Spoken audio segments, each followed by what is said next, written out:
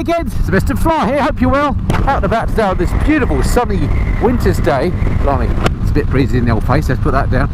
Once again on the mahoosive Triumph Rocket 3R, a bike that I've been riding for the last few days, getting to know it a little bit, and in this video what I want to tell you are the top 5 things that I love about the bike. So if you're interested in the Rocket 3, stick around, stay tuned.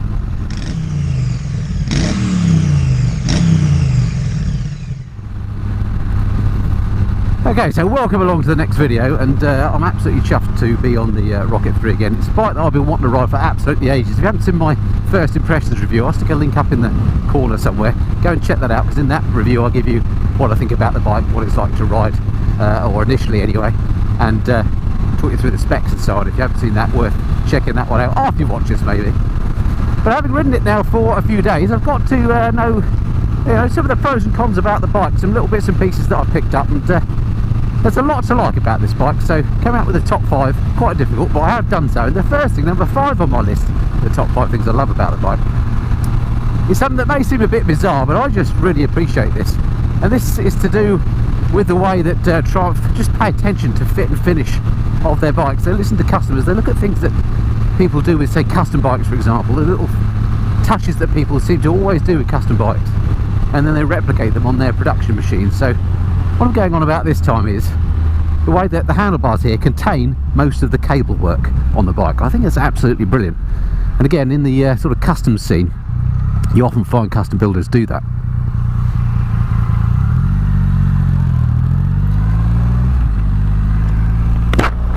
Just makes the bike look that much neater. And given you're sat here looking at the handlebars pretty much, well, all the time you're riding, it's a nice thing to do, and it's the first bike that I've ridden that I've seen that done. Okay, they are massive, mahoosive, chunky, great handlebars on here, so it's relatively easy for Triumph to do, I guess. But it's a nice touch, and I really like that. So that's number 5 on my list, the top 5 things I love about the Triumph Rocket.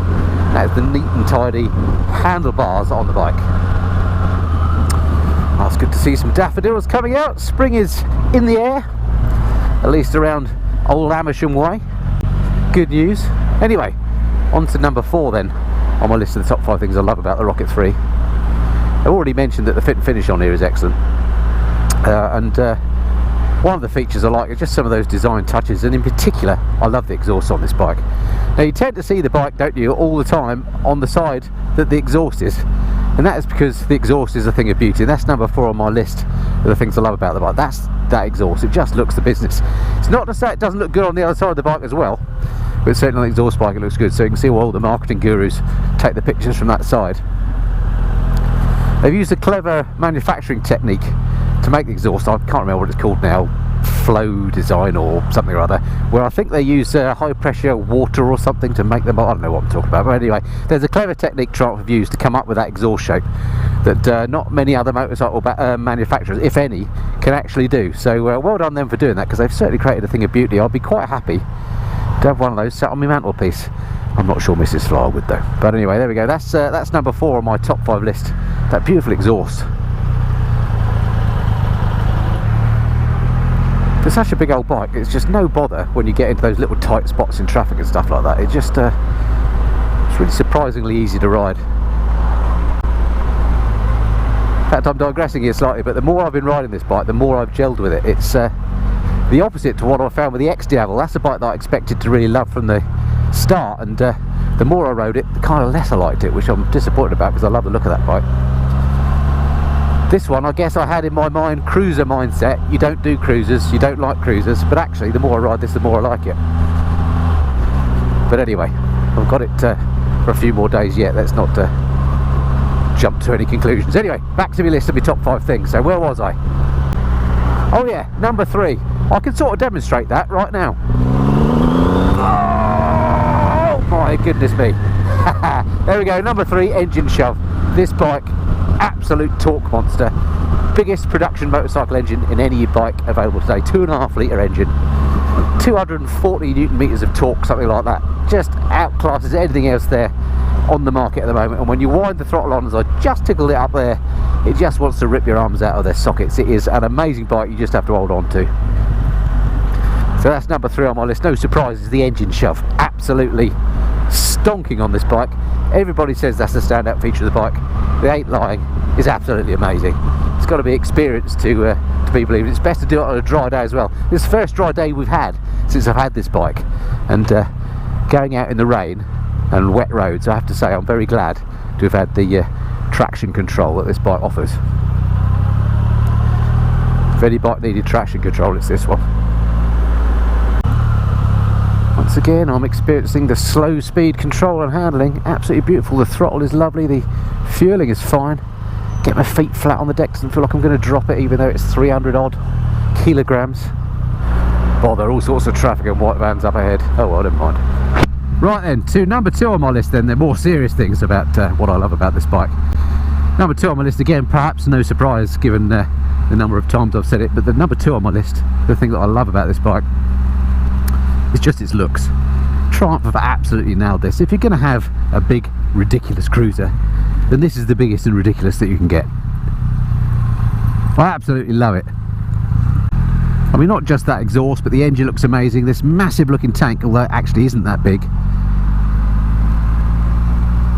The huge wheels, the massive rear wheel, the light at the back, everything about the bike is mahoosive. And it adds up to a design statement that I think is, just as I say, absolutely spot on. Triumph have nailed it. So number 2 on my list of the top 5 things I love about the Triumph Rocket 3 are its looks. Well done the designers. I don't know if you poached the Beetle from Ducati or what, but you've really cracked it on this one. I think the bike looks amazing. Oh come on, I don't want to be stuck behind a car. One thing this bike could do with is heated grips, I have to say. Don't do your cruising in winter if you've got one of these, because your hands get cold. I suppose it didn't help that I'm wearing my sort of retro type ventilated summer gloves, but never mind. If you're going to ride a bike like this, you've got to look the part. Talking of which, people often ask actually when I'm doing my videos, what was that jacket you were wearing, or what were those gloves or whatever. My ensemble today, just so you know, this is an Oxford jacket. I can't remember what it's called, but it's a relatively new retro style jacket. It's what I bought to replace my Hardy jacket. I did a review of that a while back, but since I lost 3 stone, that got too big for me, so I had to get this in a smaller size. I'll put the wordage up of exactly what one it is, and then maybe I'll put a link below the jacket. But it's a really nice retro inspired jacket. And then to go with it, again, Oxford retro inspired gloves. Again, I'll put a link below if I remember. Alright, there's a chance here to overtake once I get a clear view. I don't think the E-Pace is going to be too much bother, although of course electric cars pretty quick. Going up to a national speed limit area. Oh gosh, horse and cart ahead. Certainly get it all, don't you? Oh blimey, that's put paid to be fun. I was going to black down this road, but that horse does not look happy, does it? I've got to slip by him stealthily. One of the things this bike isn't that great on doing is stealth. Come on Jaguar, you can slip by, you're quiet. It's all happening today. White vans, look, cyclists, horses, all my favourite things on the road. Let's just sneak by. Sneaking by, very aware that that horse is pretty skittish. Checking the mirrors, all behaving itself. Right, okay. Alright, so number 1 then, on the list of the top 5 things I love about the Triumph Rocket 3. And this might be a bit odd, because all the things I've already mentioned could well have been number 1 on the list, because they're all amazing things. As I say, there's a lot to like about this bike, but number 1 on the list for me is just the fact that the bike exists. I mean, the Hot Wheels look at this thing, it's like an AC Cobra of the motorcycle world. It's just sort of a fantasy bike, but it actually exists, it's been made. So well done Triumph for actually coming up with a bike that is just kind of a dream bike. It may not be completely practical, it might not be to everyone's taste, and it may not be that everybody loves the looks like I do. But the fact that it exists at all is number 1 on my list. I think it's just brilliant that companies like Triumph are willing to take a punt on bikes like this. They may only be for the sort of well-heeled few who can afford a fun bike for use on Sundays, but wouldn't the world be a lesser place if things like this didn't exist? So that's number 1 on my list, the fact that the Rocket 3 exists. It's a bit of art, I think. Right, is there going to be a chance to overtake here? Any more horse and carts going to get in the way? No, yeah, definitely a chance, nothing behind. See you down there, mate. Short shrift made of overtakes on this bike, and it is so torquey, as I mentioned. You can just leave it in pretty much any gear, never bother to change up or down, and all is well. I've just got to slow down here because I'm in a 30. Look, I'm in 4th gear doing 33 miles an hour, and it's just not complaining at all. I could roll on and it's not thumpy. It's just an amazing engine, this. Like I say, the more I ride it, the more I like it. Anyway, there we go then. That's the top 5 things I've picked out that I love about the Rocket 3. If you are interested in this bike, as I say, I've got it for a little bit longer yet. There'll be another video coming up, as I said, with all the lessons learnt on the bike. So do stick around to the channel, stay tuned for that one. If it's the first time you've been to my channel, I don't just do bike reviews here on the Missenden Flyer, but I do all sorts of stuff. I do trips and tours at home and abroad. I'll do some more at home. I haven't done these for a while in this country. Do stuff in the garage about looking after your bike. The odd live stream. I do monthly bike news. I try and cover all the bases here on the Missenden Flyer. I just love motorcycles of all sorts. Cruisers, adventure bikes, off-road, sports bikes, naked, you name it, I'll have them all. So yeah, if you haven't already done so, it'd be great to have you subscribe to the channel, hit the notification bell so you don't miss out, and that way I'll see you on the next video. Alright, until then, this has been the Missenden Flyer. Cheerio.